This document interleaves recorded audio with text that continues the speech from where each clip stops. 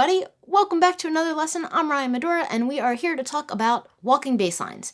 Now, this is something that a lot of players like to get into in terms of, they're starting their jazz journey and they're learning how to play walking bass, but a lot of times the feel can kind of be really stiff and awkward, and we're going to talk about how we can add dead notes and little pushes and pulls to make our walking bass lines feel a little bit groovier. So if you want to get tab or notation for anything in this video, please head over to my Patreon page and you can get it there. And in the meantime, we're going to jump into this, and we're going to talk a little bit about walking. And right now for this lesson, we are in the key of C major, and we are walking through a 1-6-2-5 chord progression. So this is a thing that we're going to keep in mind as being the fundamental thing that we as walking bass players are going to be doing to express these chords. So let's find our chord progression.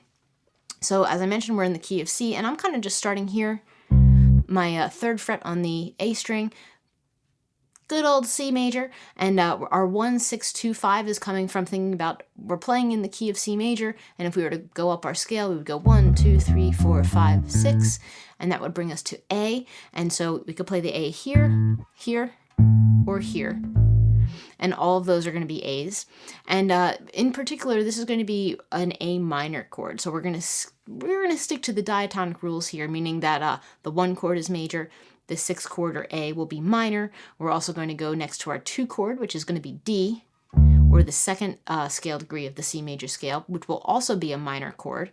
And then we're going to go to our 5, which is G. We can find it higher or lower, and that will be major. So the chord qualities that we're really working with here in the key of C major is going to be C, which is our 1 chord, A, which is our 6th chord, and that will be an A minor chord, D, which is going to be a D minor chord also, it's our scale degree 2, and then our 5, which is going to be G major. So here's our 1, our 6, 2, and our 5. And we're going to be playing 1 bar per chord. So if you can think 1, 2, 3, 4, 2, 3, 4, 2, 3, 4, 2, 3, 4.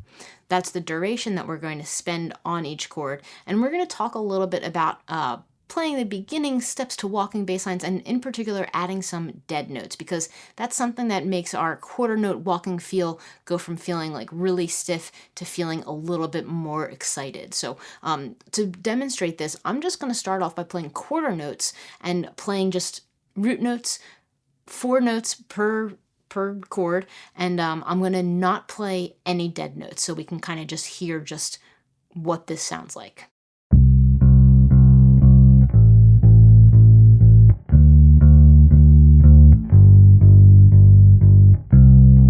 Really basic. Now, to give it a little spice, what I can do is just play a perfectly timed dead note, which is going to add a little bit of percussion, and I'm going to do this before beat 3. So if you think 1, 2, a 3, 4, hear how I added that a 3. That's going to be our little dead note. So we're going to go. And it may not sound like too much, but it's just a little thing that's going to give it a little more groove to our bass line. So I'm going to do the same thing where I'm going to play just quarter notes on the root note of each chord, but I'm going to add a dead note before beat 3.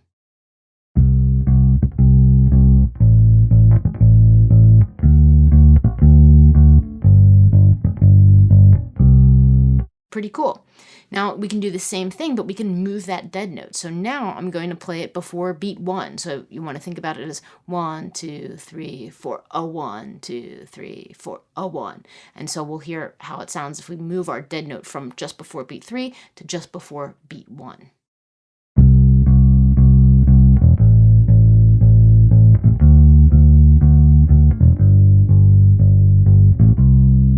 Automatically, that's got even more momentum. So you can see how just this tiny addition of a dead note and changing the placement of it is something that will add a lot more to your groove. You can even try putting it, I don't know, before beat 2. So it'll go 1, a 2, 3, 4.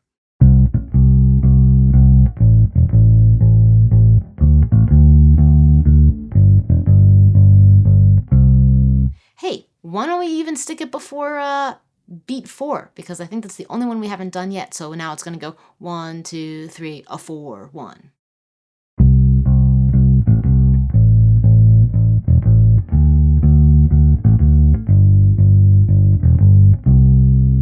So you can see how just the change that we make about where we play that dead note really just kind of changes the flow of the bar.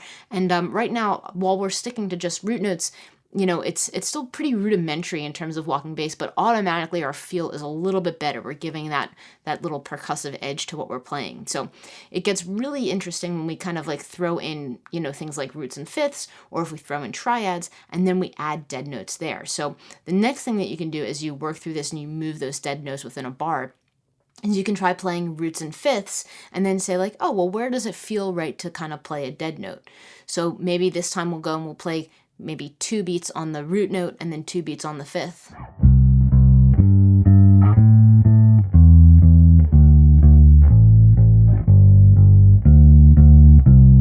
That's without any dead notes. So you can see I played root, the higher fifth, then I jumped up to my A here.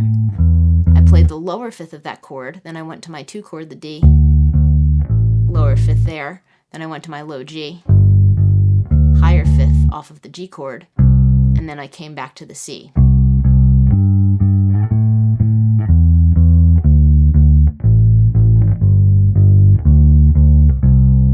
Now, if I add my fun little dead note, I'm going to say, where might be a good place to play this? Let's play it before we go to the fifth. So that's going to be, again, right before beat 3. So we're going to go root, root, dead note into the fifth.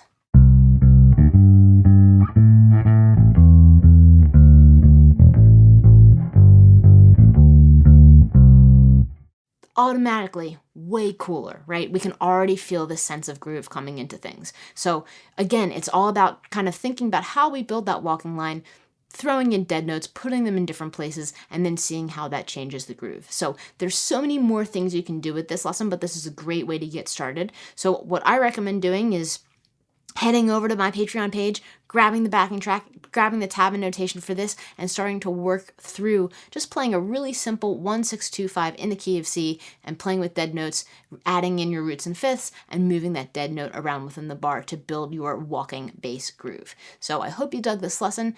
Happy practicing, everybody. Keep it groovy.